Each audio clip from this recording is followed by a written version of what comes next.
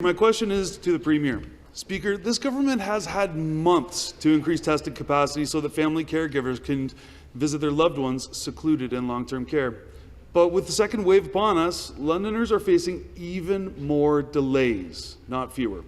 One of my constituents, Sheldon, told me that in order to visit his mother in long-term care, he drives to the city of St. Thomas to get tested because it is impossible for him to get tested in London.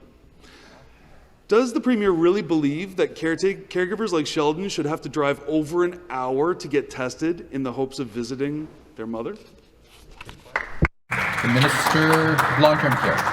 Thank you, Speaker, and thank you to the member opposite. Our government recognizes the essential assistance that caregivers can provide their loved ones in long-term care, and that importance of well-being. There's no doubt about that.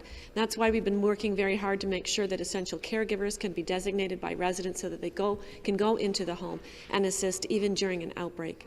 However, I know that the testing has been an issue in some areas, and that is something that we're consistently working on to improve and to create an environment where potentially the caregivers can get testing through the home. So we're working on this to make this easier, recognizing the importance of caregivers. So thank you for your question. Supplementary question. It's fine for the minister to say that they recognize it, but we see that there's a lack of support for family caregivers. My question is back to the minister. Speaker, the delays Londoners face while simply trying to visit their parents are unacceptable. As if driving to St. Thomas wasn't enough to get tested, Sheldon and his wife often experience significant delays getting their results. With the backlog in our communities, there's simply no guarantee that they will get their test results in time so that they can see their 101-year-old mother living in long-term care. Sheldon told me that each time it has been taking longer and longer to get our results.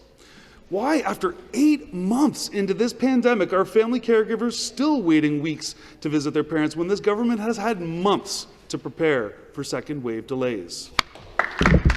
Minister of Health. Well, first, we have significantly increased our testing capacity. At the beginning of the pandemic, we were able to test approximately 4,000 people per day. At this point, we are able to test over 50,000. So we have made significant strides.